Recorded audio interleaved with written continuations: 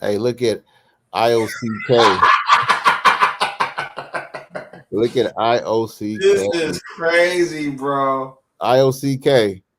Prove that's God the Father that spoke that. Bring that link to the chat again, bro. Matthew 17 and 5. Matthew 17 and 5. Are you going to prove that the Most High God spoke in the New Testament? Or are you going to insert it?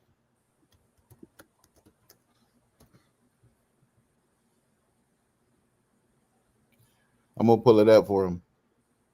I'm going to pull it up for him. Right? I'm going to pull it up for him. So,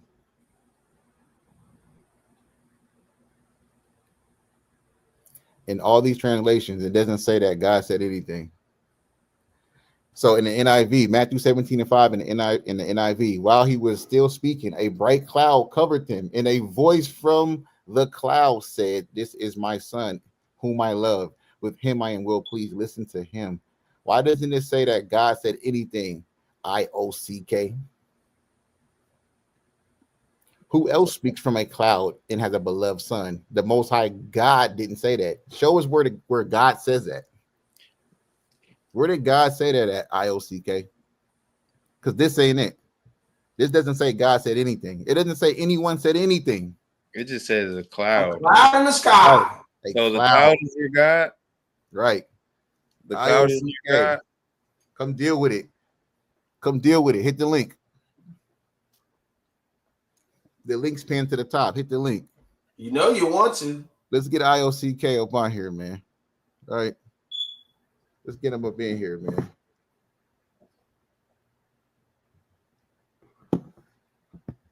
Let's get him up in here, man.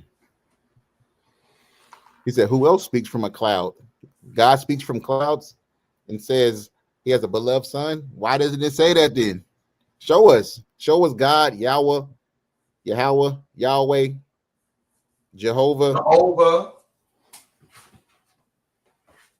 Yahuwah, whatever name you use. You want us to use you right, whatever. Show us where God said that. If you read it in the NLT, oh, here you go. All right, IOCK, right? So show us that's God speaking. Peace, y'all. Peace. Guys, I'm not feeling too well, but I could deal for a few minutes. All right. That's all right. Yep. So, if I may say, who else is speaking from a cloud, claiming to have a son, and given the authority to follow him? Who else has that type of power? We don't believe that. We don't believe the New Testament, so we don't believe that's anybody. We just think that that's what the New Testament authors wrote. Because the Most High God, the Most High God never spoke to JC personally. JC said, "What the Father told me, I do," but the Father never told him to do anything in the New Testament. Yeah, but here's the problem. If you don't believe in the New Testament, then there's not even a point in conversating, because you're saying the whole Testament's fake. I mean, the whole New Testament's fake, correct? Absolutely. Why can't you show it though? Why can't you show it that God spoke in the New Testament? It should be simple. Brother, I just showed you from a bright cloud, which in the time of Moses, God spoke through a cloud. So when God speaks, okay, go ahead. No, go ahead, King. Go ahead. Finish. I'm about to say, so when God speaks, right, in the Old Testament, how do we know? What does it say? You mean how's the verbiage? Like how's the language written? Yes. Thus says the Lord. Can you show me that in the New Testament? Go ahead. Yeah, it's kind of being petty. You know what I'm trying to say? Because whoa. Oh, come on, brother. But let me explain why. Because in the New Testament you have red letters, which was Christ's words. Okay. Right?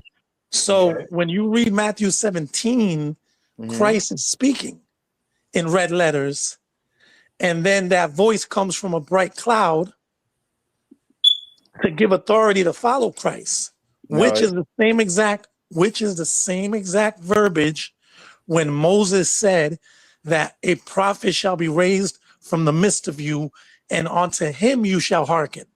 So what Deuteronomy 18:18? Yes, sir. Correct. Okay, so can you demonstrate what JC did that was like Moses? What do you mean that was like he was nothing like Moses? He was way better than Moses. He wasn't like Moses. He wasn't way better than Moses. He did nothing. What did JC do? Jesus Christ did nothing? Did nothing.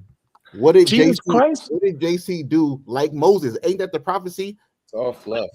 Okay, ho. Bro, do you realize Moses didn't even make it to the promised land his damn self?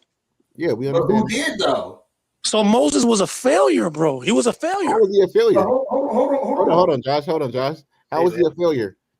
Moses didn't even get to see the promised land for disobeying God. So before Moses died, or after Moses died, what did the Most High God say about Moses? That he failed, and because he didn't listen and speak to the rock, he's not going to make it into the promised land? That's not what he said.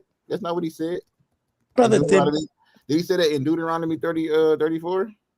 Brother, obviously he had conversations with Moses.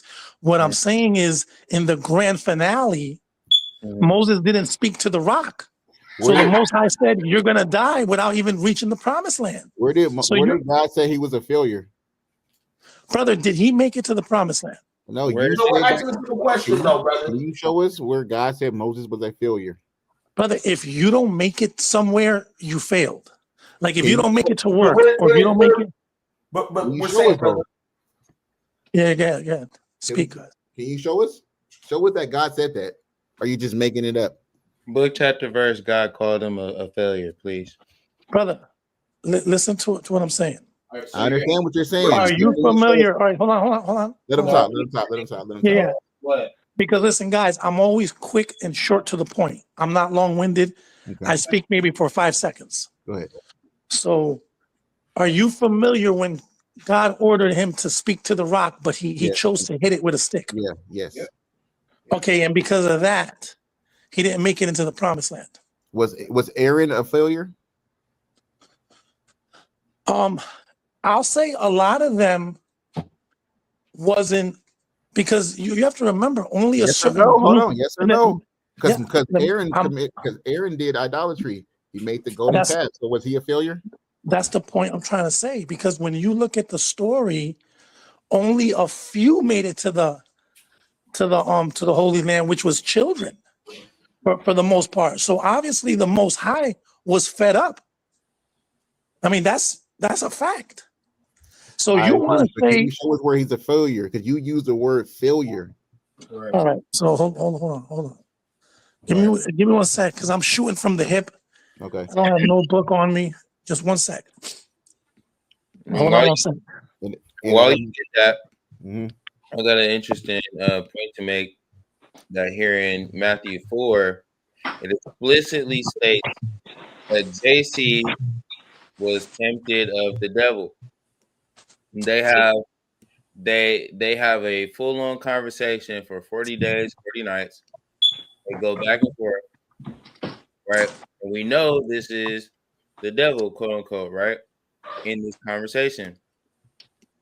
But in that verbiage in Matthew 3, whatever, after his 3:17, it doesn't tell you this the Most High speaking.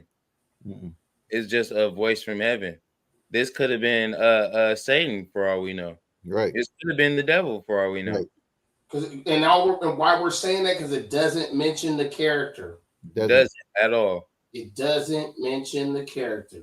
And if ILCK, you there? Mm-hmm. Yeah. Okay, if Moses was a failure, why is the law of God still called the law of Moses?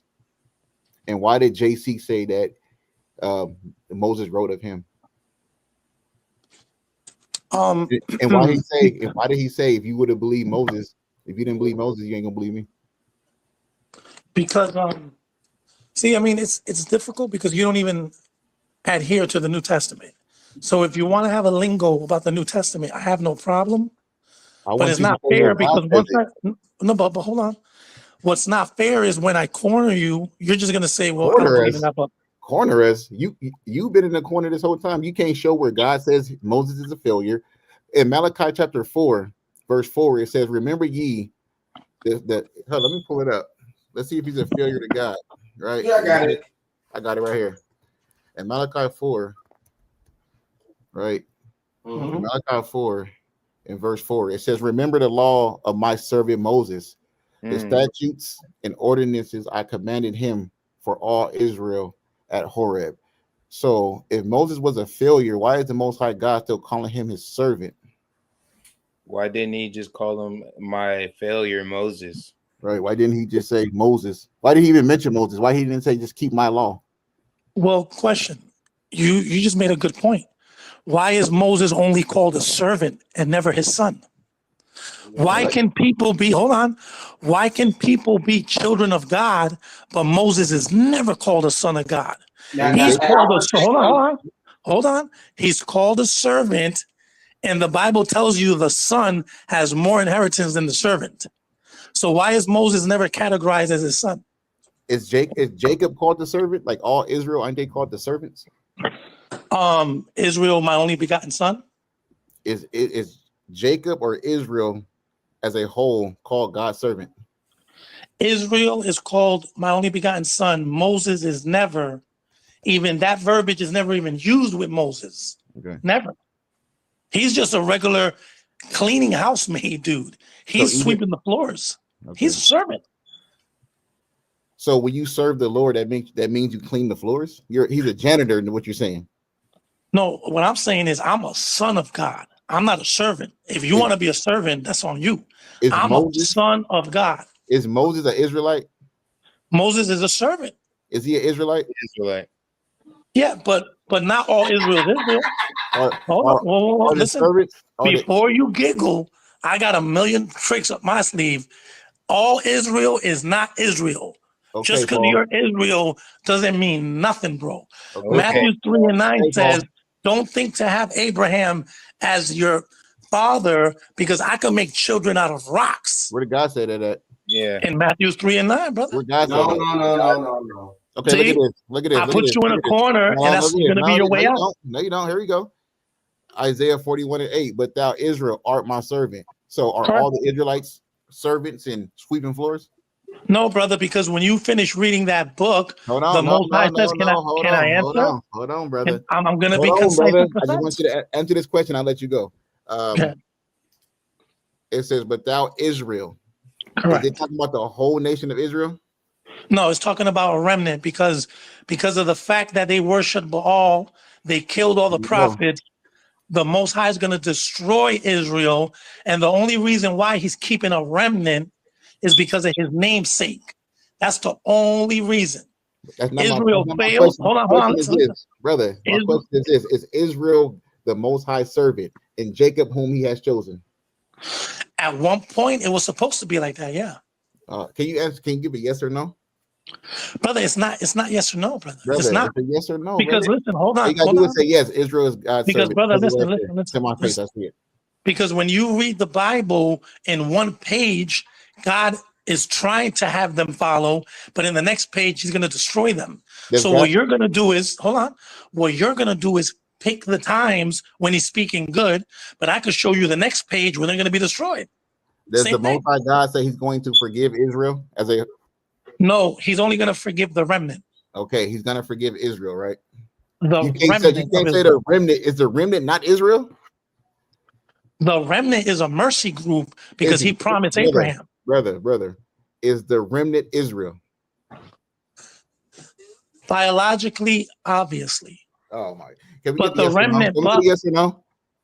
Yes, the remnant is biologically Israel, but Israel. So, what did God say He's going to do with the remnant? Is He going to wash away all their sins? Yeah, but not because of their good deeds. Brother, answer the question. I'm asking you one question. I didn't ask you about why He's going to do it. If you give me, listen, I'm concise. Listen. Hold on. I said, is God going to forgive the Israelites or the remnant sins? Is He going to forgive them? No, you said He's going to wash away their sins because they're dirty. Because they're dirty, bro. They don't even wash the sins themselves. Brother, answer. Can I get a yes or no? Brother, here, first of all, the only time the Bible says yes or no is oath keeping. I'm asking. It's not answering questions. I'm asking you. That's a One West quick bag. I was taught that strategy when I was in One West. Corner them to yay or nay. Corner them. Come on, bro. Why can't we get a yes or no? Why are you going around?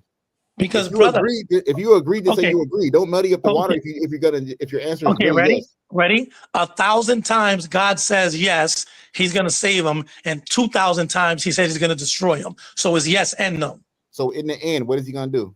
He's gonna destroy them and keep a remnant. See, so who's the remnant? You keep trying to separate the remnant from Israel. You can't do that. The remnant are those who have faith in Christ. Who are the remnant? Is it Israel? Okay, listen to me. Let me read the Bible. Hold on. Okay, go ahead. Hold on. And please don't say I don't follow the New Testament. Oh my goodness, man. Do your thing. Okay. Let's go to Romans. Let's go to Romans and listen. We're listening. Yeah, this is all off the top. No book, no nothing. Let's go to Romans 9. Let's go to Romans 9. Romans 9. Yep. Okay, prove your point, and we're going right back to the OT. I know. That's your stash spot. That's your stash spot. That's God's word. Grace. That's God's word. That's right. I mean, all right. Well, listen. Prove to me that that's God's word. So now you don't believe in the He's dividing.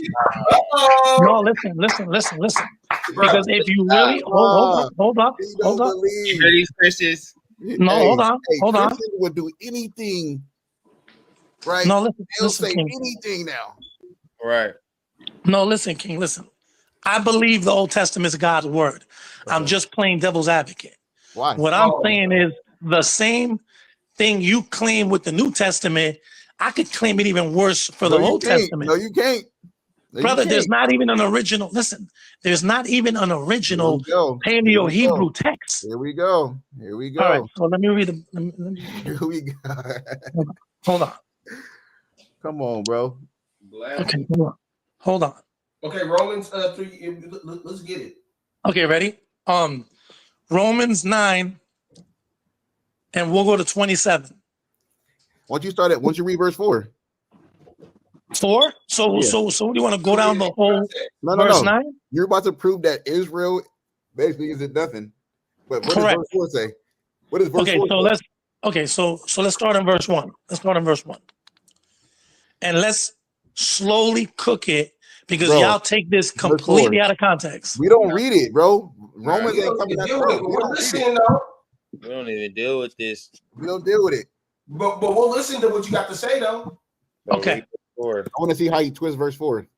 No. All right. Well, you don't twist verse 4. You get understanding with verse 1, 2, 3.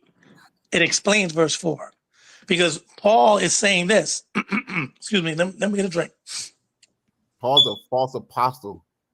That's what Paul is. Let's say Paul. How is Paul a false apostle when he was handpicked by Christ? On that line with you because we don't believe in the New Testament whatsoever. So go ahead and prove your point, and we're gonna go right back to OT where God speaks. So let's see if God's gonna wipe away and wash away all our sins without JC's blood, without the blood of JC and human sacrifice. Okay, so IOPK. 1 second. You said you was from One West. What camp did you used to be from? Well, I almost joined Sakari, the online thing. I met with IUIC. I dibbled and dabbled with GOCC. No. Which one's the church? Church of Christ. GOCC. Is it Church of Christ Gathering or something like that? Yeah. Yep. GOCC. That's GOCC. Yeah. Yeah, but the problem was whenever I would present verses, they start kicking and screaming, right? You can't ask questions, and then they start throwing books away. Like how Sakari, once I cornered them, they threw the book of Hebrews away. They threw the book of Luke away. Just like you guys throw the whole New Testament away. So what about GOCC? They're Christians. But what you guys don't understand is this. I'm nicer in the Old Testament. I'm going to prove to you that Israel's done away with and the Gentiles are going to get it in the Old Testament. I'm going to prove that to you tonight. No, you're not. All day, bro. I'm nice in the Old Testament. Okay, so let me read this. Go ahead. So you was pointing to Romans 9:4. That's your safe house. Romans 9:4. No, it's not. I trashed the whole New Testament, brother. So then listen. Then let's not waste time with the New Testament. Let me prove to you. Let me prove to you that all nations are gonna make it in the Old Testament. That's not our stance. How you? I didn't say all nations ain't gonna make it. You never said No, that. I'm talking about equally. What? So equal. You think they're gonna be like on one? Equal. So Equal, correct. we're gonna prove that the Gentiles get the light, correct, and get the power, or they come to the light and get the power. Okay, go ahead. So because there's no point in talking New Testament because you're just gonna run. Why would we run to? Why would we run from something we don't believe in? You might as well read the Quran, brother. Nah, listen. You might as well read the Quran, Dr. Seuss. All right. So then let's do this. Let's do 10, 20 minutes because I don't got all night. Let me prove to you equal salvation for Gentiles in the Old Testament. Yeah, let us give us one verse. All right. We'll start. I'll start with Numbers 14. Okay. I'll stay in the Torah. Okay, cool. So hold on. Wow. Hold on one sec. Take your time. So yeah, speak, King. Sorry. Go ahead. No, my phone locked, so I gotta wait 20 seconds. Okay. So you know what verse it is? I think it's Numbers 14:21. Start at verse 19. Verse 19. Yeah. This is when God is fed up and he's about to kill all the Israelites. Okay. Numbers chapter 14. You want to read it or you want to read it? Just give me one sec, King. Hold on. Yep. And listen, I just want to say this. I know a lot of people think, oh, ILCK is crazy. He's a hater. I got love for everybody, bro. I don't want. I don't know about that. No, listen. I do believe that the United States is Babylon. I do believe that the white man's gonna get it for all the atrocities. What? I do believe that the so-called Negro is the bloodline. I do believe that this world's gonna burn for the evils that it did. Trust me, I'm with you there. Bro, I'm with you. Bro, where's the contention at? That because of the failure of the Israelites, it was unfortunately opened up to all people. And that's the fact. Okay, listen, so did God while we were cheating, listen, did God tell us that we were going to fail? Didn't he tell Moses to write a song against the Israelites? Right. And that we was going to fail when Moses died? Didn't he say that already? God already knew we was going to fail. He already knew that. He already told us we was going to fail, but did he break the covenant? He didn't break the covenant, but go ahead. Okay, ready? So what I'm going to do is I'm going to take you down memory lane and show you the Most High promising he's going to give it to other people. Promising. Okay? I got to see this. And then peace and love, y'all. And peace and love. Okay, ready? So let's read if you want, because your voice is way better. I can read it.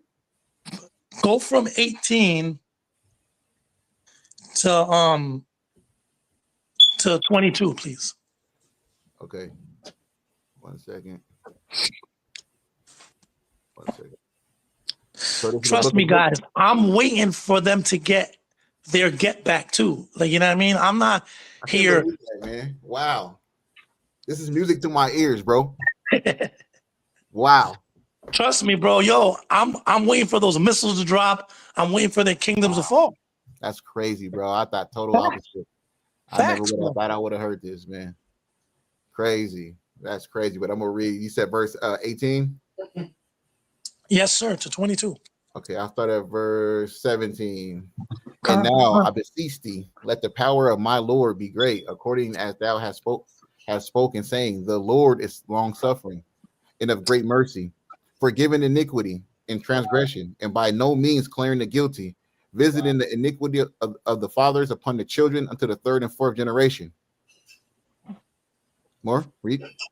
Yeah, read up to 22. Okay. Pardon, I beseech thee, the iniquity of this people, according unto the greatness of thy mercy, and as thou hast forgiven this people from Egypt even until now. And the Lord said, I have pardoned according to thy word, but as truly as I live, all the earth shall be filled with the glory of the Lord.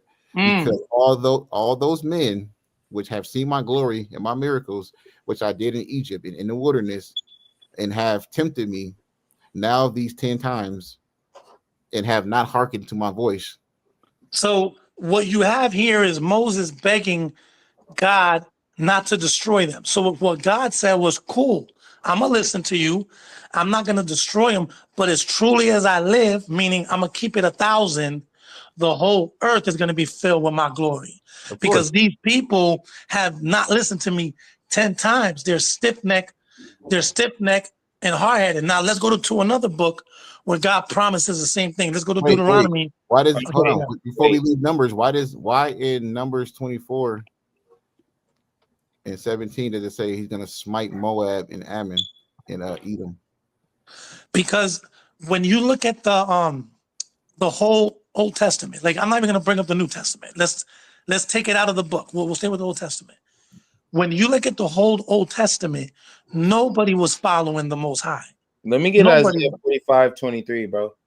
Who? What about Caleb? What about my servant Caleb in verse 24? Brother, Caleb wasn't even an Israelite. Okay, here we go with this. Right, go ahead. I cut that already. Yeah, we don't even want to dive into all that madness. But go ahead. Well, let me read. Okay, go ahead. Go ahead. Let's keep it on the same topic, man. That's gonna. Yeah, we're not gonna do that. Okay.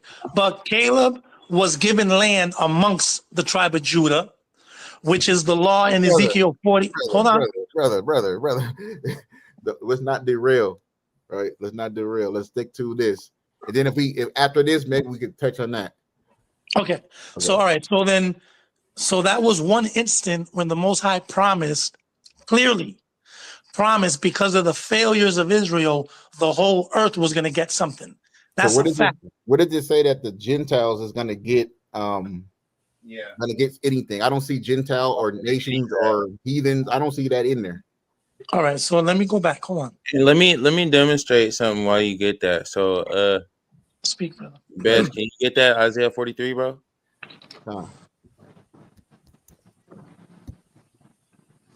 I'm sorry, Salakia 45:23. Mm-hmm.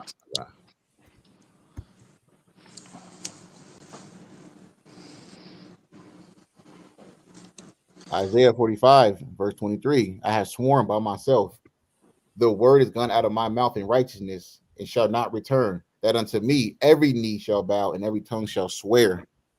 Mm-hmm. Correct. Surely shall one say, in the Lord have I righteousness and strength?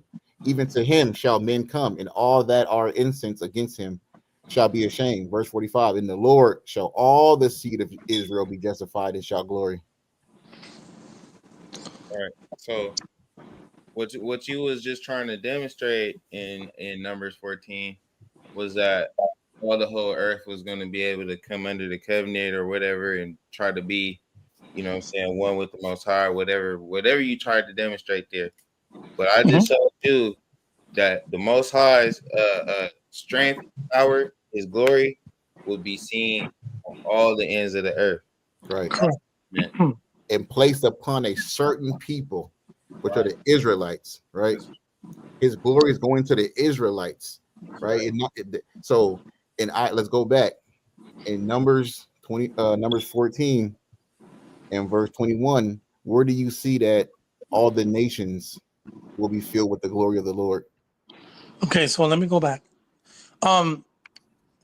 I was gonna address your Isaiah 25. Your Isaiah 45, but then I'll hop back. All right, let me go to Numbers. So Numbers 14, we'll read it slowly. Numbers 14 says this. 21, right? Pardon.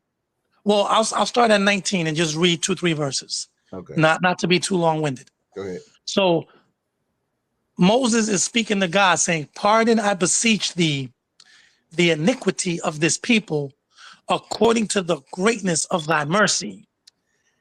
And as thou hast forgiven this people from Egypt even until now." So that's obviously the Israelites. And the Lord answers and says, "And the Lord said, I have pardoned according to thy word." Meaning, I'm going to listen to what you're saying. I'm going to pardon. But Now everybody knows English. If I say, yo, you can go out, but, or if I tell you, yeah, I'm going to let you borrow money, but negates whatever was recently said. Something's coming different. That's what but means. So when he says, doesn't necessarily negate. Right? No, it shows a change. It shows a change though. in the direction. It shows a change. But you said it negates. No, I got you, brother. Listen, I'm a middle school dropout raised in Harlem. My bad, cousin. So listen. So he says, I have pardoned according. So whenever I use big words, I'm just trying to get nice with it, but it doesn't work. So listen to this. I have pardoned according to thy word, but as truly as I live, all the earth, this is everybody, shall be filled. Brother, all the earth shall be filled with the glory of the Lord. Okay. So that's the same language used when he fills the temple. Okay. So if we go into the word earth, is that going to be all the nations? No, but when it says all the earth, it's all nations. So if I go into this word, I'm asking you again, will it say the nations? No, because you can't isolate a word. You have to look at the phrase. Brother, that's what you're doing. You said all the earth. You're isolating correct. All the earth. All the earth means everybody in earth. All the earth. Can we go into it though, brother? That's what he's asking. Is that listen, y'all can do. I'm following y'all lead. Y'all can tell me to be quiet. Y'all can tell me whatever. You drive and I'll ride shotgun. No, go ahead. But what I'm seeing is when the language says all the earth shall be filled with my glory, that's all the earth, brother. That's simple. Okay. So that means that all the earth, meaning all the nations, will get the glory. Correct. Yes. Okay. So, I mean, listen, I got like 70 more verses that say the same thing. So we don't have to stay here. I can keep moving forward. I'm just showing you something light. This is light work. Like I haven't even brought the heavy verses out. I don't think this is light work. That's not what it's demonstrating right here. What it's demonstrating is the Lord was very pissed, and he promised he was going to get himself a boo thing. See, the Israelites worship other gods, so God's going to get himself a side piece.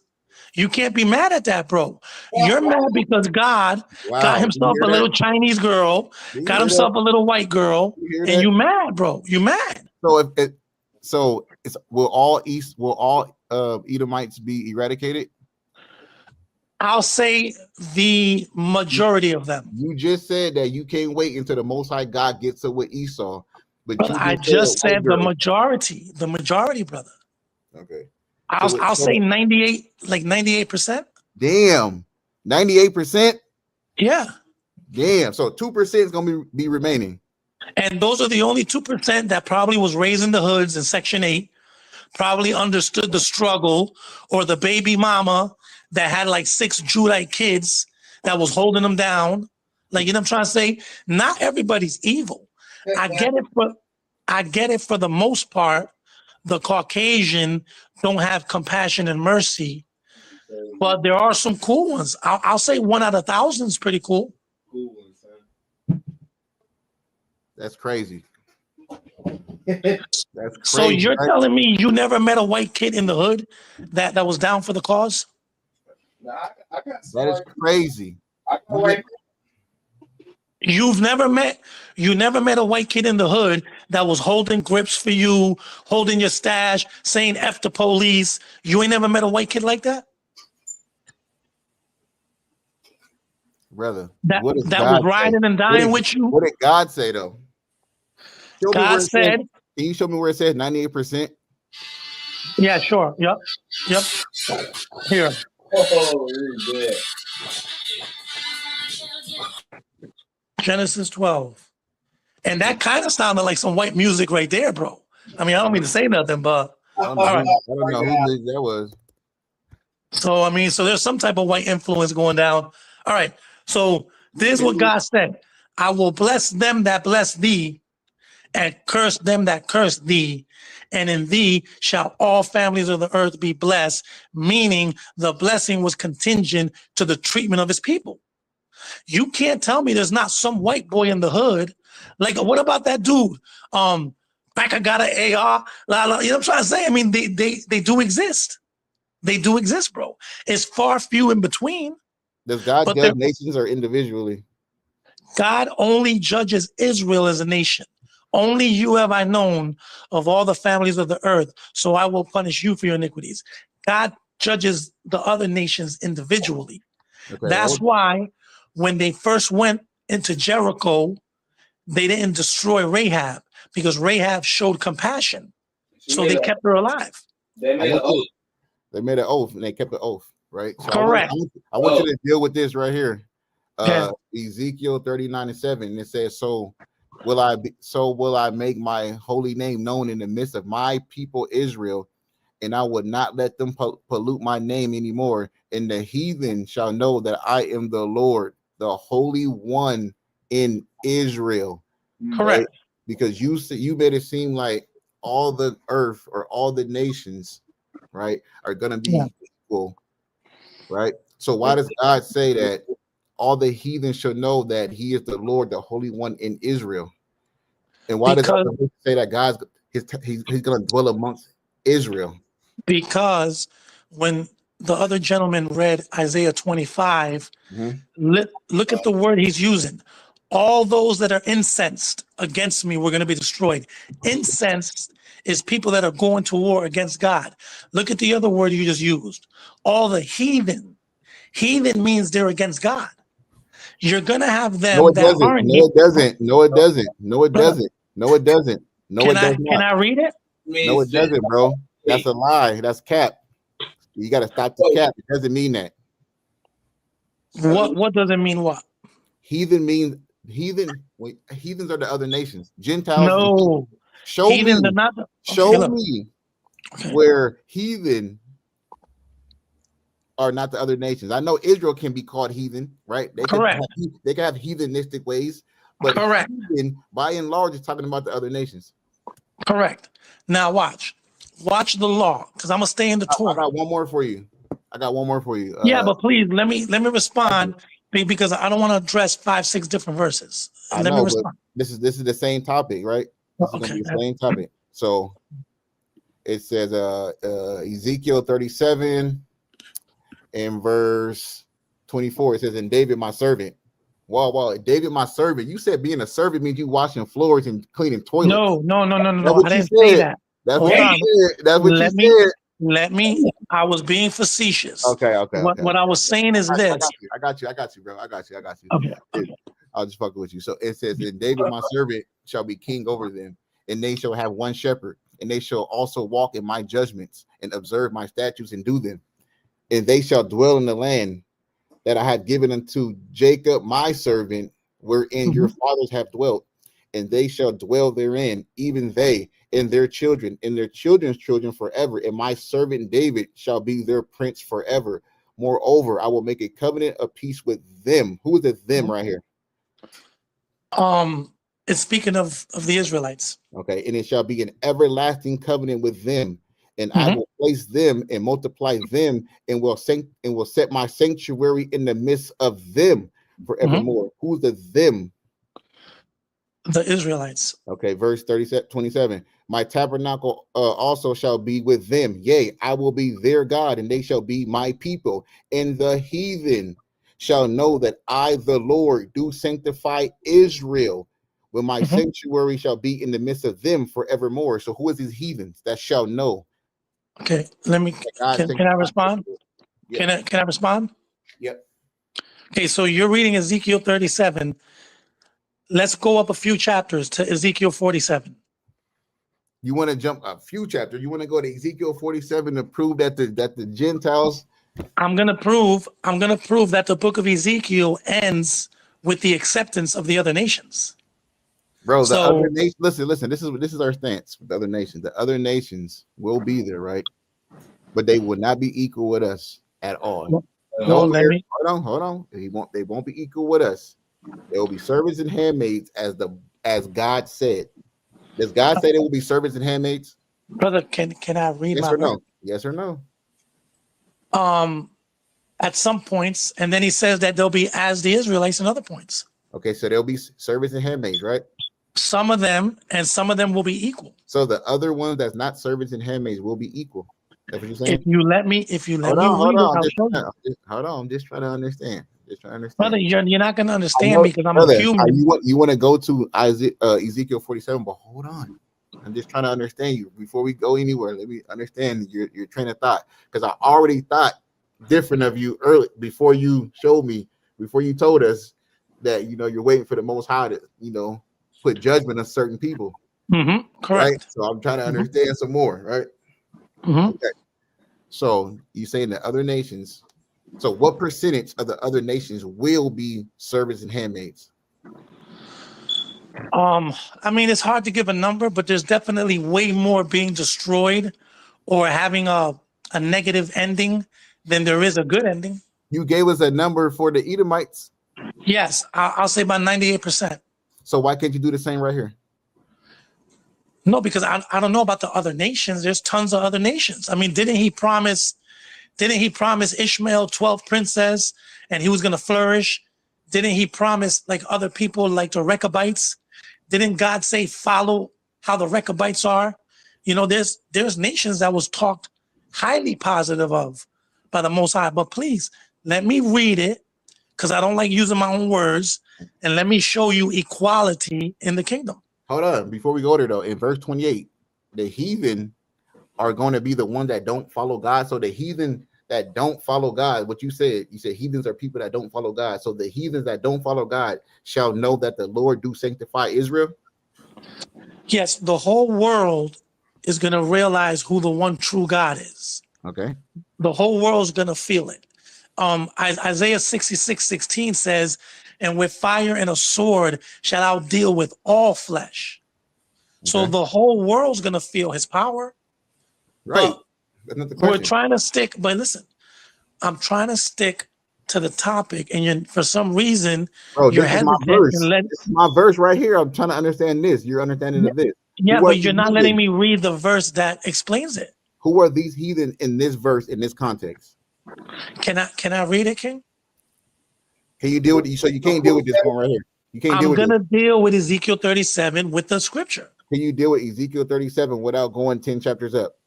Yes or no? So you don't want me to read in this context, bro. So, in this context right here.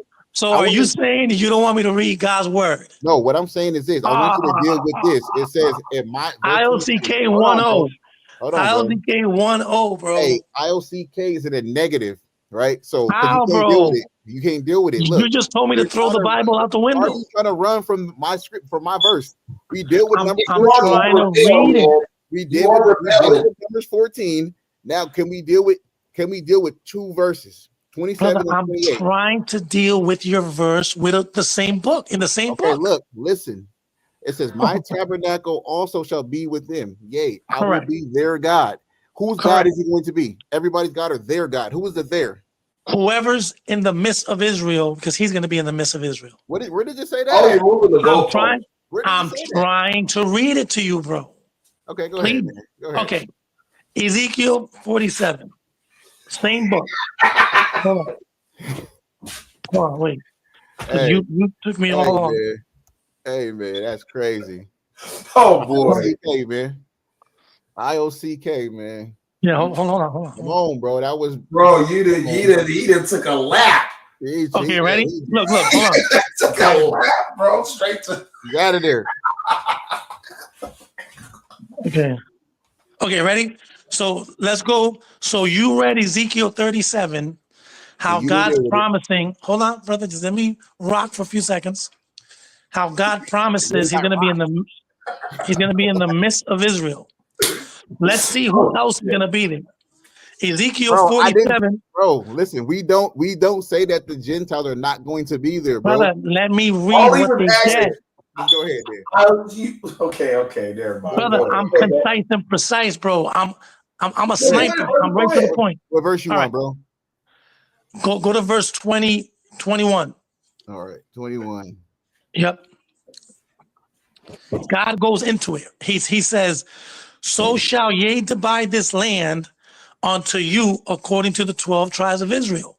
taking off from Ezekiel 37. I'm keeping the same thought pattern. Okay.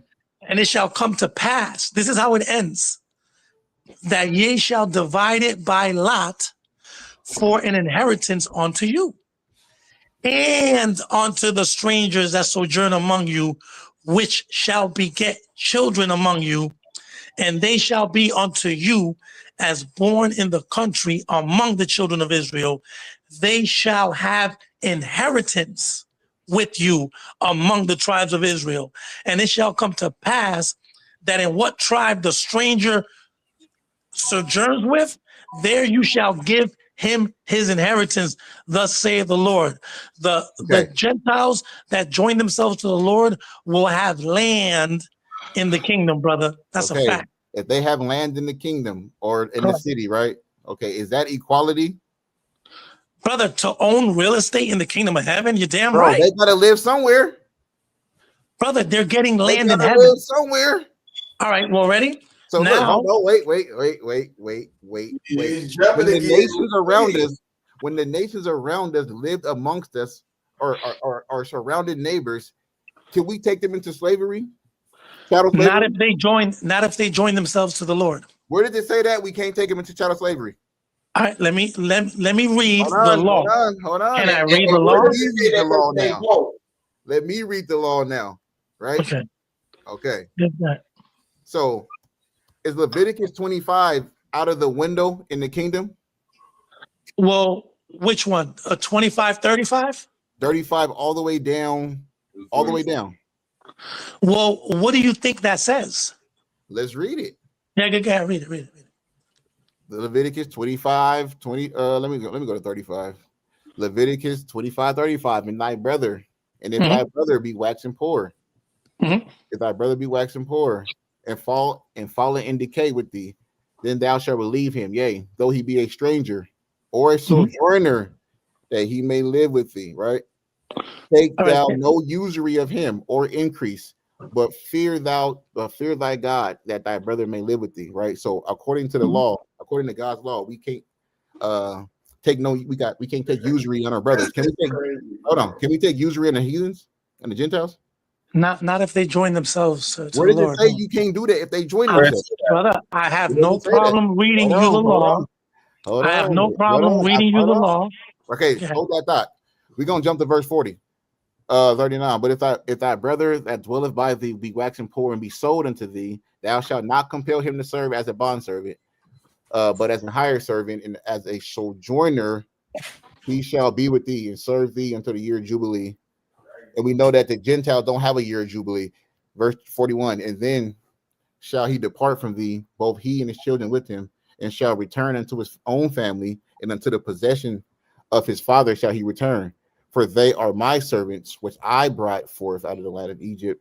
They shall not be sold as bondmen. Thou shalt not rule over him with rigor, but shall fear thy God. Both thy bondmen and thy bondmaids, which thou shalt have, shall be of the heathen. So it should be of the heathen that are round about you. Of them shall ye buy bondmen and bondmaids. Moreover, of the children of the strangers that do sojourn among you, of them shall ye buy, and of their families that are with you, which they begat in your land, they shall be your possession. Correct. And you shall take them as an inheritance for your children after you to inherit them for a possession. They shall be your bondmen forever, but over your brethren, the children of Israel, you shall not rule over one another with rigor. So is Leviticus 25 thrown away in the future? Is the Most High getting rid of the jot and the tittle according to the New Testament? No. We're not going New Testament. It's not fair, because when I kill you in the New Testament, you're not going to use it. I'm just saying what your idol said. No. Hey, as far as we know, the New Testament does not exist. Hold on, bro. We're speaking Old Testament. Hold on, real quick. You know what's so crazy, bro? When we talk to Christians, right, and we quote the New Testament, or we use the New Testament, right, just to do it, they don't like it. They hate it. Yeah, but can I tell you why? Because if you kick me while we're boxing, hold on. Okay. They don't like it. They hate it, bro. Even if we're just using it to prove a point, to substantiate a claim, they hate it. But it makes no sense. So if I quote a jot and tittle, why would you throw it away when that's your Lord and your Savior, that idol that said it? All right, brother, let me respond, because you're saying a lot of things, bro. So let me respond to that. I just meant, if you don't let me use the New Testament, you shouldn't use it. So that's all I was saying. Be fair. Now, I wasn't using it, bro. I was quoting it. Brother, but then when I quote it, you say it's not real. No, I let you quote it. All right, so listen, King. Hold on. When you went to Romans 9, I didn't say let's not brother, go to Romans 9. I said let's stay focused.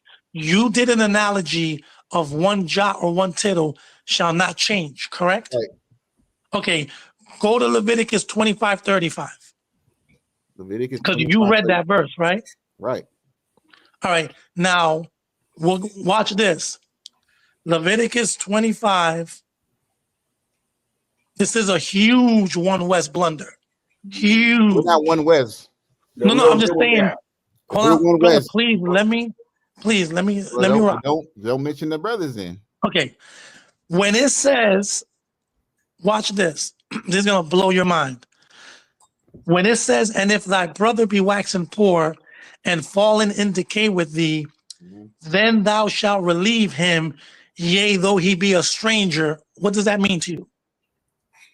Though he be a stranger or a sojourner. You tell us. This is your breakdown. Don't let brother, me talk. Because then when I start talking, you're gonna tell me to stop. So just break it down.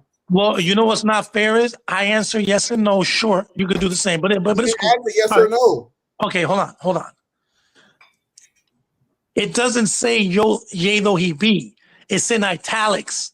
That's not even in the original text. Okay, so you went to hold on, brother. Brother, give me 5 seconds, brother. Don't make that point. So when you said one jot or one tittle, the yea though he be is a jot and tittle, doesn't even exist. The only translation that says that is the KJV. It says, all right, so look. Hold on, brother. Let me finish, brother. Okay, go ahead. It says in Hebrew, treat him as a stranger. It doesn't say Israelites are strangers. Okay. The only translation that did that wrong was the KJV. Go to every translation on earth.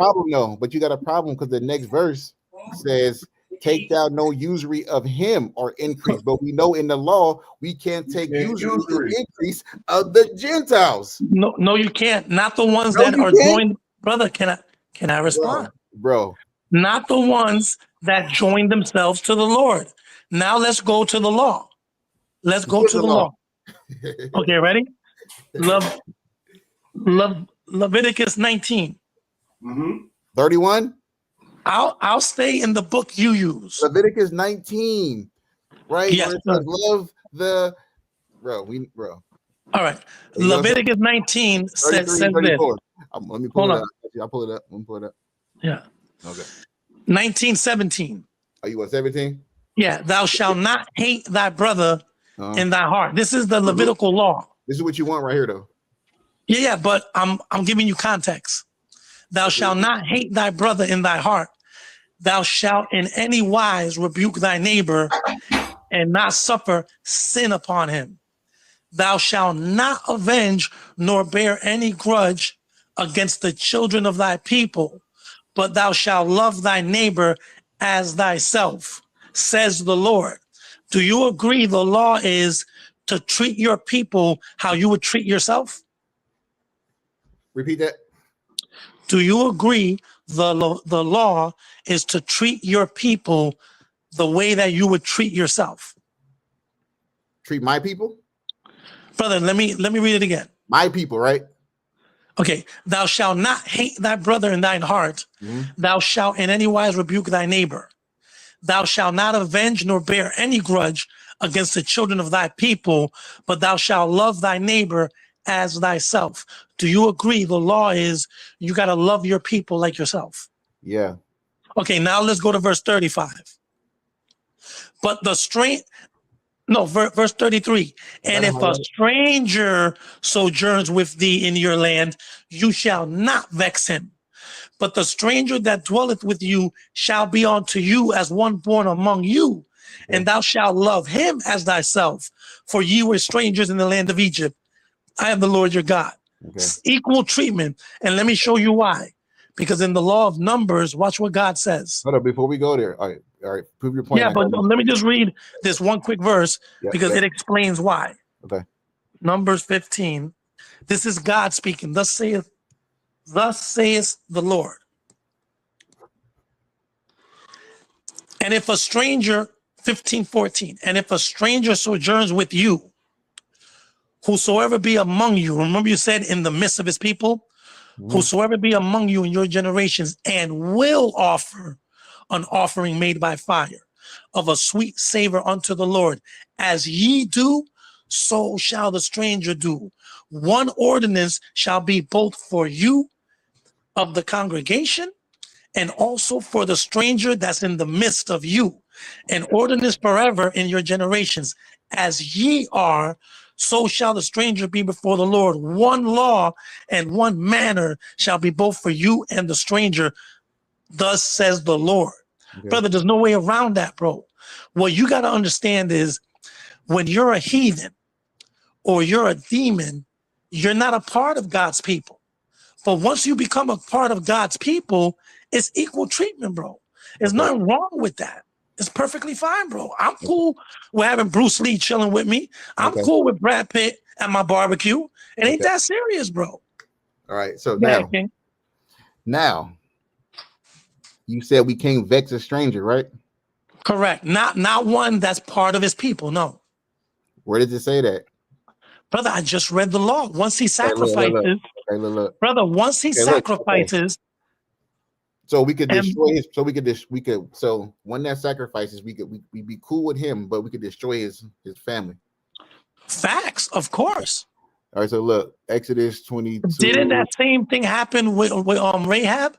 You killed her whole entire city, but you kept her and her father's lineage. Right. So it happened, bro. Yeah, there's nothing wrong with that. Leviticus. Hold on, let me see. Deuteronomy 23. Hold on, bro. Yeah, sorry. Deuteronomy. So let me see. Exodus 20, Leviticus 25:36 says, "Take thou no usury of him or an increase, but fear thy God, that thy brother may live with thee. Thou shalt not give him thy money upon usury, nor lend him thy victuals for increase." This is Israel, right? Yeah. Mm-hmm. Okay, Deuteronomy 23:19. Thou shalt not lend usury upon thy brother. Who's the brother? Israelites. Okay. So take no usury to thy brother. Thou shalt not lend upon usury to thy brother. Usury of money, usury of victuals, usury of anything that is lent upon usury, but unto a stranger, thou may lend upon usury, right? So this stranger is the other nation, right? Yes, but he's a stranger to the Most High. But he's a stranger to the Most High. Hold on. But unto thy brother thou shalt not lend upon usury. Is this vexing? If you're charging usury, it can be considered vexing. Okay, let me finish that. The Lord thy God may bless thee in all that thou settest thine heart, thy hand to in the land whither thou goest to possess it. Right. Mm-hmm. So we can't do that to Israelites at all, right? Correct. At all. But we can do it to Gentiles, right? Yes, you could do it to the Gentiles. Where's the equality in that then? Because, all right, okay, hold on. Is that equality? Hold on. Let me rock for 20 seconds, and I'll keep it short. You read Deuteronomy 23, correct? Yeah. Okay. What was going on was the most. Here we go. It's saying what it say, though, right? Is that equality?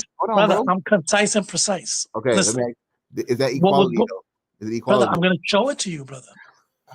What was going on was the Most High was preparing them for rules and regulations on how to conduct themselves in the land. Is that correct? Right. Correct, right? How did the move on? Is it equality, brother? Brother, I'm going to answer you. I want you to answer that. Can you answer that right quick? Brother, yes or no? And then go on. At that point, there was no equality at that point. So in the land, okay. Brother, I'm going to address it to the T. At that point, the Most High is still in good standing with the Israelites. He's speaking with them, letting them know what they have to do when they get to the land. That was Deuteronomy 23. How does the book of Deuteronomy end, though? Let's read Deuteronomy 32, when Israel didn't listen and God promised to be the God to the other nations and take it from them. Let's go to Deuteronomy 32 and let's read the ending of the story, because everybody lives in the beginning of the movie Jason and Freddy Krueger. No one's dead in the beginning of the movie. Let's see how the movie ends. Deuteronomy 32. So watch this. Deuteronomy 32. Okay. I'll pull it up. And when the Lord saw, I'll pull it up. Yeah. Now remember, Deuteronomy 23 is the honeymoon stage. Y'all are going out with your boo. You're at the movie theaters. Y'all are chilling. She's telling you, if you behave, you got me. I got your back. So, you didn't behave. So watch what God says in Deuteronomy 32 at the ending of the book, verse 19. Hold on. Let me share it. Yep. Verse 19. Yep. And when the Lord saw it, what the Israelites did, he hated them because of the provoking of his sons and his daughters. Those are the Israelites. I made this point earlier, bro. Hold on, brother. Let me finish. Go ahead. And he said, I will hide my face from them. I will see what their end. God knows the end from the beginning. Right. What their end will be. God doesn't change, bro. Malachi 3 and 6 or whatever that is. So their end is going to be this. For they are for our generation, children in whom is no faith. They have moved me to jealousy because you guys was cheating on them. They have moved me to jealousy with that which is not God. Aren't you an Israelite, bro? They have, brother, let me finish reading. Don't interrupt the man in the midst of the speech. They have provoked me to anger with their vanities, and I will move them to anger. Notice how you guys go ballistic when you hear the white man's going to be there. And I will move them to jealousy and anger with those which are not a people. I will provoke them to anger with a foolish nation. For a fire is kindled in my anger and shall burn unto the lowest of hell. When you cheated on God, after he just promised you in chapter 23, he was going to give you the world. He was on his TI. You can have whatever you like. And you cheated, bro. It's over. Did you cheat too? Hell yeah, I cheated. Hell yeah, I cheated. So I'm not going to be mad. But listen. Excluding yourself though, bro. But I'm not going to be mad that he got himself a boo thing, a little white girl, a little Chinese girl. I'm not mad. God, get as many wives as you want. As long as I make it, I'm Gucci. You want to cheat and you don't want God to cheat too. That's the problem. Y'all went there. Y'all hit the clubs. Y'all went to motels, got dirty. When you came back home, God had himself a little Chinese thing, a little white thing, and a little Russian thing. And now you mad and angry. Okay. That's how the story ends, bro. And that's it. So look, you said if the Gentiles are living amongst us, we can't have them as bondmen, right? Not when they join themselves to the Lord. No. Okay. What if they do join themselves? Can we have them as bondmen? No. When they join themselves to the Lord, here, look, let me read the law. Watch. We read the law. We read it. No, brother. I read the law. Let's go to the law. Bro. Hold on. I just want your answer so I can pull my scripture and then I'll let you pull it. Let me read the oracles of God. Okay. Because this is what you're saying, that they're not a part of his people. This is Isaiah 56 and 3. Neither let the son of the stranger that has joined himself to the Lord speak, saying, the Lord has utterly separated me from his people. Neither let the eunuch say, behold, I am a dry tree. For thus saith the Lord unto the eunuchs that keep my Sabbath and choose the things that please me and take a hold. Hold on. Who are the eunuchs? And brother, you hold. Let me finish. Who are the eunuchs, bro? All right. And take a hold of my covenant. Even unto them will I give in my house and within my walls a place and a name better than sons and daughters. Also to the sons of the strangers that join themselves to the Lord, to serve him, to love the name of the Lord, to be his servants, everyone that keepeth the Sabbath from polluting it, and taketh hold of my covenant, even them will I bring into my holy mountain and make them joyful in my house of prayer. Their burnt offerings shall be accepted, for my house shall be called a house of prayer for all people. The Lord God, which gathereth the outcasts of Israel, says, I will gather others to him, besides those that are gathered to him, all ye beasts of the field. There's no way around that, bro. Okay, bro, look. Okay. So look, let me share my screen now. All right. In 1 Kings chapter 9, let's read about Solomon. All right. Yep. We agree Solomon didn't go off at this point, right? He was perfect right at this point, right? Yeah. He was keeping it in his pants at that point. All right. So 1 Kings 9 and 19, it says all the cities of store that Solomon had, and cities for his chariots and cities for his horsemen, that which Solomon desired to build in Jerusalem and in Lebanon and in all the land of his dominion, and all the people that were left of the Amorites, the Hittites, the Perizzites, the Hivites, the Jebusites, which were not of the children of Israel, their children that were left after them in the land, whom the children of Israel also were not able utterly to destroy. Upon those did Solomon levy a tribute of bond service unto this day. Verse 22. Correct.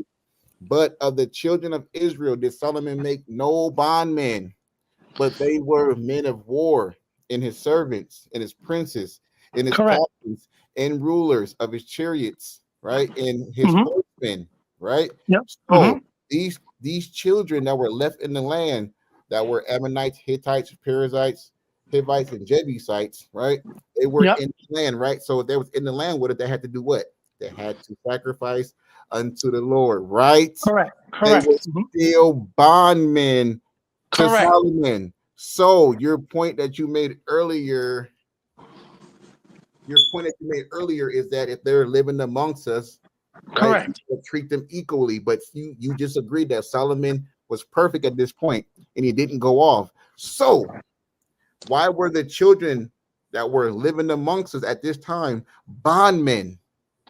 Because you read 1 Kings. Here we go, bro. Hold on, brother. Can you answer the question, bro? I'm gonna be concise and precise. You read 1 Kings, brother. Can I finish? You read 1 Kings. Head on. I'm gonna answer you, brother. I'm gonna answer you right to the point. You read 1 Kings chapter 9, right? Yes. Okay. You didn't read verse 8 when the first group of strangers joined themselves to the Lord. Your reading's the one that didn't. First Kings chapter 8. What prayer and supper? Brother, allow me to read. 1 second. Are these children living amongst us at this time Gentiles? And they didn't join themselves to the Lord, but these did. Let me read it. Okay, let me go a chapter before you. What prayer and supplication soever be made, brother? Can I read? Hold on. So why ain't these people? Well, how come these people don't fit that? If the children, because some people don't want to follow God, brother. So prove that these people didn't follow God. Then, brother, I'm trying to read it to you. You can't prove it with that. Brother, how can I not prove it with the word of God? Because you can't prove it. Because you can't prove that. Let me read it, and it tells you. Look, go ahead and read it. And I want you to. I'm holding you to this. I want you to prove when you read 1 Kings 8, where it says that if the people that's not of Israel pray and all that, hear their prayer. I want you to prove that these people right here in 1 Kings 9 ain't those people, and they're still bondmen. Go ahead. What? Okay, verse 38. What prayer and supplication soever be made by any man or by all the people of Israel. This is everybody. Which shall know every man the plague of his own heart and spread his hands towards this house. Then hear thou in heaven thy dwelling place, and forgive and do and give to every man according to his ways, whose heart thou knowest. For thou, even thou only knowest the hearts of all the children of men, that they may fear thee all the days that they live in the land which thou gavest unto our fathers. Moreover, concerning a stranger that is not of thy people Israel, but cometh out of a far country for thy name's sake, for they shall hear of thy great name and of thy strong hand, and of thy stretched out arm, when he shall come and pray towards this house, hear thou in heaven thy dwelling place, and do according to all that the stranger calleth to thee for, that all people of the earth may know thy name, to fear thee, as do thy people Israel, and that they may know that this house which I build is called by my name. Brother, that's it right there. And then watch this, ready? Verse 60, that all the people of the earth may know that the Lord is God and that there is none else. Right. Okay. It's simple, bro. Now, prove that these bondmen of these children right here, prove that these guys wasn't connected to the Lord or praying to the Lord or sacrificing. Prove that these guys brother, were. According Can you prove it or not? Yeah, I'm about to prove it. Yes or no? According to the Levitical law of 1935, you got to love the stranger that joins himself to the Lord as thyself. According to the law of, I'm almost done. Why ain't this love? According to Numbers 15:15, the stranger that sacrifices to the Lord and his sacrifices are accepted as ye are, so shall the stranger be before the Lord, one law and one manner of people. It's the same thing, brother. They're in the midst. That's why they get the inheritance. Why are they bondmen? Why are they bondmen? Not the ones that join themselves to the Lord, brother. Prove that these people that are bondmen didn't join themselves to the Lord. Because, brother, is being a bondman something that you would do to a person that you love? You could do it to the heathens. Yes, you can. So you would treat your own brother as a bondman? We see where this is. Hey, where this is at? Where this is at? Where's she at? Here we go. That's true, bro. That's what you're doing. It's cool though. It's cool. We can move on. Brother, why do you guys get so angry if Bruce Lee's at the party? Brother, does it really hurt you that much? Brother, it's cool, bro. I said it's cool. It's cool, brother. You listen, hold on. Brother, I said it's the cool. Sister, brother. King, hold on, but give me 10 seconds. The sister that wrote that, she seems angry and jealous. That's the curse. Bro, that's what God said. No, that's not the curse. Where's that curse at? Deuteronomy 32, I shall drive you to anger and jealousy with a people that are not a people. So all people, hold on. So all people are this one people? No, brother, there's his people. So you just said, you just said. Correct. It's all nations, this one nation. There's God's people and there's the rest of the world. It's simple. Does it say that is the nation plural? Brother, there's God's people. Brother, and is the nation plural, bro? How is all the nation, word nation? How is the word nation? How is all nations this one nation?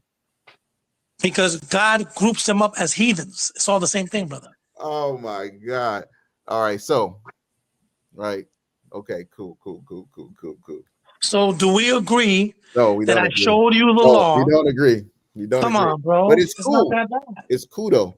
Listen, when you eat some Chinese food in the kingdom, you're gonna be chilling, bro. When you eat some Chinese food, bro, who's gonna build up our walls? Nobody, because the kingdom comes fully built. Hold on. The kingdom comes fully built from heaven. No man, hold on, brother. Let me finish. God does not dwell in a building made with human hands, bro. Sorry, bro. We're going back to the city. The land is the promise. You're thinking of heavenly realms. We're going back to the city, the promised land. Now, you said that nations are not going to build up our walls. So what does this mean in Isaiah chapter 60? 60, I know, the famous 60. What does it mean then, bro? Because, brother, who's Isaiah 60? Hold on. It says, in the sons of strangers. Who are these strangers? Are Israelites or heathens? It's a metaphor. Oh, metaphor. Oh, my goodness. Oh, wow. Wow, that's a new one. That's a new one for me. Brother, you know you don't mean that. Hey, that's brother. Ready? For me, man. Hold on, ready? Hold on, bro. Hold on. So the sons of the strangers in this context is a metaphor. The whole entire chapter 60. Bro, that is terrible, bro. Wow. That is crazy. All right, let me just finish it, man. And the sons of the strangers shall build up thy walls, and their king shall minister unto thee. For in my wrath I smote thee, but in my favor have I had mercy on thee. Is that metaphorical too? That the Most High smote us, but he will have favor on us? Is that metaphorical too? Who's Isaiah 60 speaking of? Brother, oh my I'm God. asking you. Bro, come on, bro. Come on, bro.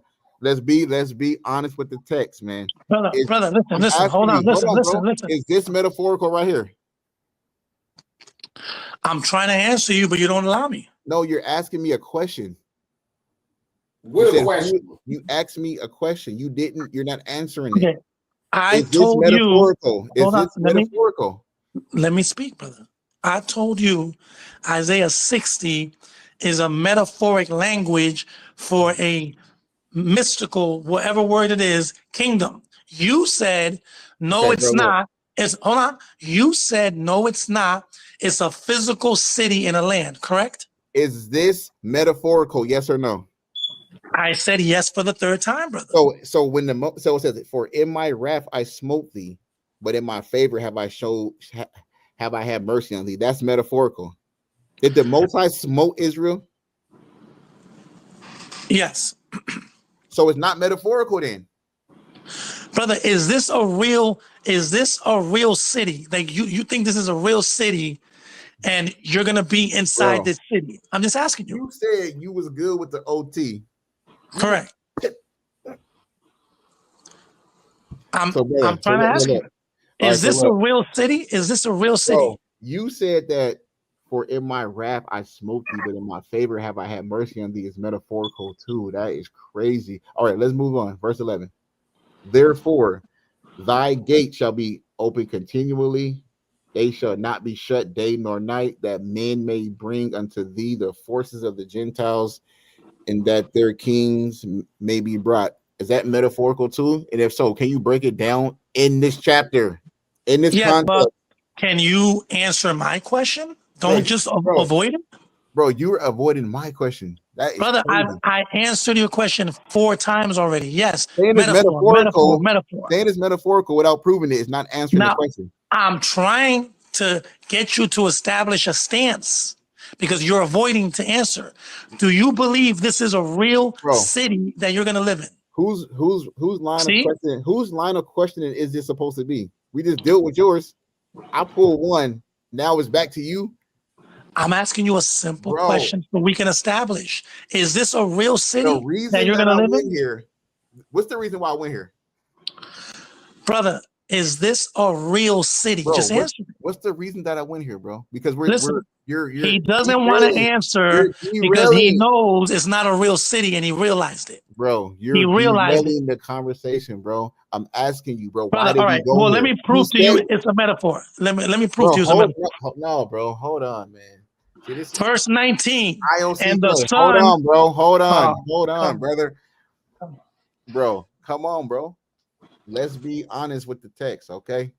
Go ahead. Let's start again. Let's start fresh. Okay, let's start over. Okay, so verse 10 says, "And the sons of strangers shall build up thy walls."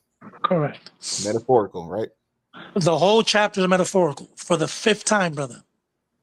So, for in my wrath I smote thee, but in my favor I had mercy on thee. That's metaphorical too, right? For the 6th time, yes, brother. Okay. You keep asking the same question to avoid what's about to happen. Don't tell me what I'm avoiding. You know what's about to happen. This is what you're doing. This is what you're running around the ring. Hold on, bro. You're running around the ring, bro. Hold on, bro. This is what you're doing. You're saying that it's metaphorical to try to prove your stance that everybody will be equal, because you know that it says that the strangers will build the wall and the kings will minister and they will bow down, and whatever nation doesn't bow. It says whatever nation doesn't bow down. Whatever nation doesn't bow down. What? It says whatever nation doesn't bow down. Verse 12, for that nation and kingdom that will not serve thee shall perish. Yea, those nations shall be utterly wasted. We know this. Can I respond? Bro, hold on. Because, brother, you're avoiding what's about to happen. Bro. No, you're avoiding. You said I already answered 6 questions. I answered 6 questions. You're saying it's metaphorical. I'm going to prove it. Hold on. You're saying it's metaphorical. You said every single piece of this is metaphorical, even when the Most High smote us in his wrath. All right. Your seventh Hold question. on, bro. Yes. Because I'm answering you, brother. Hold on. This is crazy. Yeah, this is crazy. This is why I left One West. When you guys get cornered, it doesn't matter. I'm not One West, questions. nigga. I don't care about One West. Nigga, I don't believe in JC. Can I prove? We don't believe in JC. We don't believe in the New Testament. Cool. Can I prove it's metaphorical? Hold Can on, I prove it? Hold on. We're not One West, bro. You don't have to say that. We're not One West. We don't believe in JC. We don't believe in the New Testament. Well, right? you should. Right? No, we shouldn't. So now, the everybody from One West, when we left, everybody switched. Right? It's not like we left the Most High God. We just left JC. But for some reason, they turned on us. But it's all good. We don't care. We gonna rock. We standing on business now. For the nation and kingdom, just answer this question and we can move on. For the nation and kingdom that will not serve thee shall perish. Yea, those nations shall be utterly wasted. Can you show me that is not literal, but metaphorical, please? Thank you. Because the whole entire chapter is romantic language of a person that's gonna gather the people in the end days. It's not speaking of the Israelites.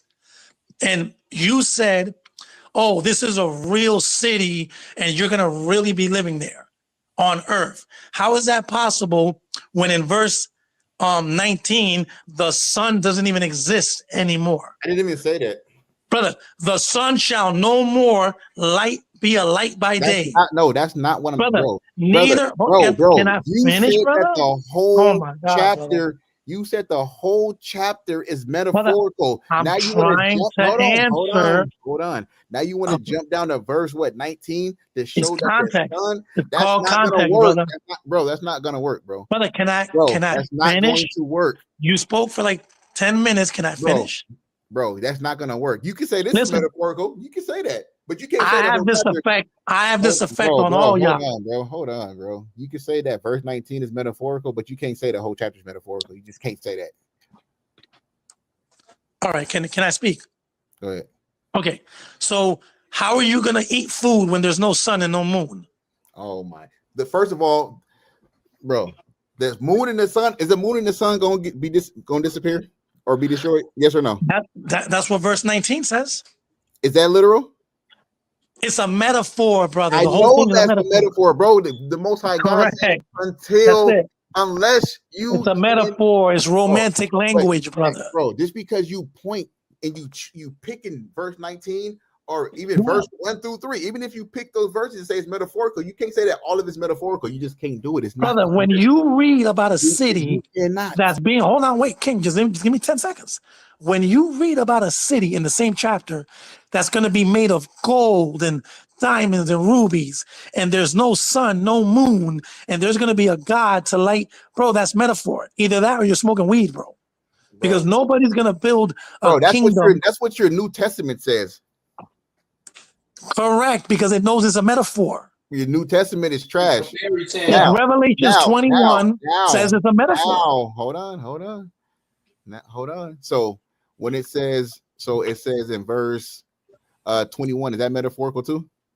The whole entire chapter is speaking of the Messiah. That's all it's talking about, the Messiah. I don't see no Messiah. The people are going to come. Listen, hold on. Hold on. I don't when it says, hold on, bro. But verse 21 says, "Thy people also shall be righteous." Correct. His people, yes. And who are my people? Those who do the will of my Father. Bro, JC, get JC up out of here. Oh, see, I can't even say one verse. Get JC up out of here. So verse 21, bro. It says, "Thy people also shall be all righteous. They shall inherit the land forever." Is that metaphorical? Brother, that's kingdom language. That's the kingdom of heaven. Is that metaphorical? We're not the debate. The discussion isn't about is it kingdom talk, eschatology.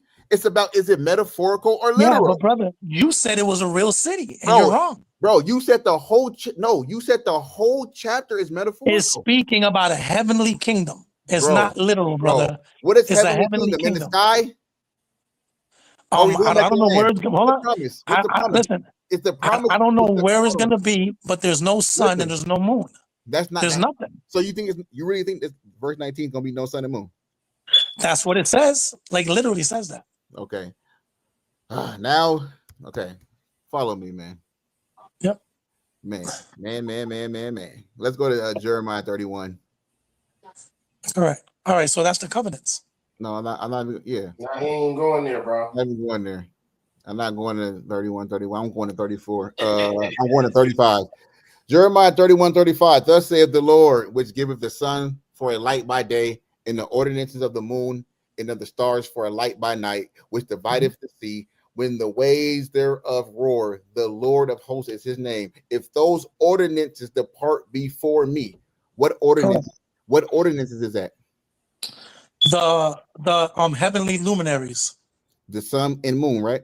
And the stars, correct.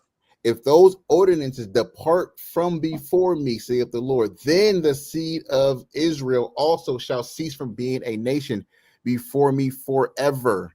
If correct. Thus saith the And Lord, didn't Isaiah 60 say? Bro. Hold on. Can I say just one quick thing? No, I'm still reading, bro. Okay. 1 second.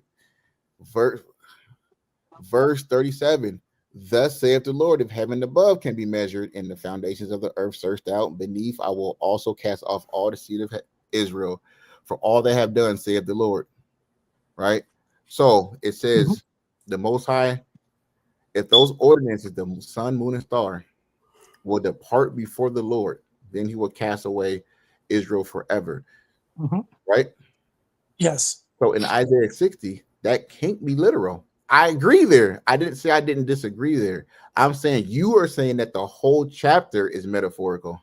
The whole thing's metaphorical, brother. The whole thing. Cool. It's speaking of a future Messiah. Let's move to a all right. So let's just recap. Hold on. I don't need it. We don't need a recap. Everybody can just hit the rewind button. It's cool.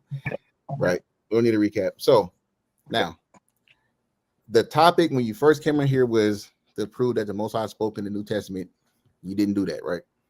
No, brother, you refused to. Did you do it? Hold on, brother. Can I answer? You refused to accept any New Testament verse because you kept responding, well, I don't believe in it, So what I did was I went to your backyard and gave you a whooping in your backyard. No, you did. No, you did not. No, you did not. Bro, you couldn't prove that the Most High spoke in the New Testament nowhere. You agreed that when God speaks, that it's made clear and known. Thus saith the Lord, the word of the Lord came upon me. You cannot find that in the New Testament. You have to concede right there because you know you cannot. And what I did prove was hold on, bro. Hold on. Do you concede to that point? To what point? That the Most High God doesn't speak in the New Testament. You cannot find where God speaks himself in the New Testament. Do you concede to that point? I put the New Testament. Yes, bro. Yes or no, bro? Can I get a yes or no? Can I get a yes or no, please? Brother, you didn't even allow. Can I get a yes or no? Brother, I can't answer a vague question with yes or no. It's weird. Bro, it's not, bro. Can you find me where the Most High speaks in the New Testament? Yes or no? Brother, you're gonna say you don't believe in the New Testament. Bro, yes or no? You're gonna say no. It's not real. You pulled one. You pulled one? And you said that you don't believe it's real. Bro, you pulled one. It didn't say that God said anything. It didn't say that. Brother, who else is in heaven? Listen, can I speak? Nobody said it. Nobody said it. Who else is in heaven on a cloud saying, "This is my beloved son, follow him"? Who else is going to say? Not the Father. Not the Father. It didn't say the Father. It didn't say Father. It didn't say God. So if he says he's a son, if he says this is my son, what makes them the man that said this is my son? Doesn't that make him a father? Bro, the Most High God never declared JC as his son. Well, you don't believe in the New Testament, but anyway, listen. Hey, it was a good one. They did. All we know that could have been Satan speaking. Right. Talking about this is my son. Anybody speaking? John the Baptist. You didn't prove anything. You didn't prove it. Brother, what I did prove equal treatment for the Gentiles. I did prove God's going to fill. No, you did not. Oh, come That's not true. Brother, show me one verse where God's not going to give nothing to the Gentiles. What do you mean? I can show you a verse where they're going to be forced to serve him. Who? The ones that joined the crowd? The Gentiles. All right, listen, bro. Cleave on, yeah. Yeah. Listen, yeah, but they don't cleave onto you. They cleave onto the Lord. They cleave They onto don't us. cleave Don't they take the skirt of a Jew? of a Jew, Don't they Christ, take a a skirt of a Jew. Jew? How come And that Jew is Christ. Bro, they got to take a skirt of a Jew. Of a Jew, and that Hey, Jew's Christ, brother. Let's say this. Is JC an Israelite? Yes, he's a Jew, correct. Is he an Israelite? Yes, he's okay, a Jew. Then, so they got to take the skirt of an Israelite, right? Which is Christ. You can't get around that. You can't get around that. You can't even prove Christ is Israelite. lineage. You can't even prove he is Israelite. Hey, but look. Well, he is according to his mother's seed, his mother's lineage. Oh, he's against Torah. Jew. That goes directly against Torah. That goes directly against Torah. You know that. That's not true. No, because hold on. I know what he's gonna say. He's gonna try to go to Chronicles, and he's gonna try to prove, bro. It doesn't work. But look, IOCK. Yeah. Right. Been here for 2 hours. Almost 9. It's almost 9 o'clock out here. I'm gonna shut it down until next time. You're welcome anytime. Hey, and whatever you was going through that you made your post about, man, may the Most High bless you, man. Barakatah, man. Thank you, bro. Thank you, brothers. Thank you. Listen, peace and blessings. Let me just say this one thing. No matter how back and forth we go, you guys' knowledge is a gift from God because you have knowledge that surpasses a 70-year pastor or 100-year college professor. And that's not just some freak of nature. That's the spirit, that's the Most High. So what's happening right now with this movement is biblical. This is biblical, bro. So even though we might disagree, what we're talking about, listen, there's kids in the streets stealing cars, gang banging, doing crazy stuff. Right. We're at nighttime speaking of the Most High, bro. That's crazy. That's right. That's right. But listen, I'm proud of y'all. Nothing but love. I do get like emotional, but I'll die for my brothers. And I wish nothing but the best. Likewise, I hope this, you know what I'm saying? I hope this world burns for the evils it done. And be safe, y'all, all right? Yes, sir. Shalom, King. All right, brother. Shalom. Shalom. It was a good one. It was a good one. But yeah, all praises to the Most High, man. Yahweh alone. Goz, Gates of Zion. Right? We about to shut it down, man. Until next time, man. Y'all got something to say? Call hello Yahweh. Aha. Alone, man. Let me get Deuteronomy real fast. God. Real fast. Boom. The 6 and verse 4. I'm gonna end it with this. Hear, O Israel, the Lord our God is one Lord. Is what? Is one Lord. One Lord.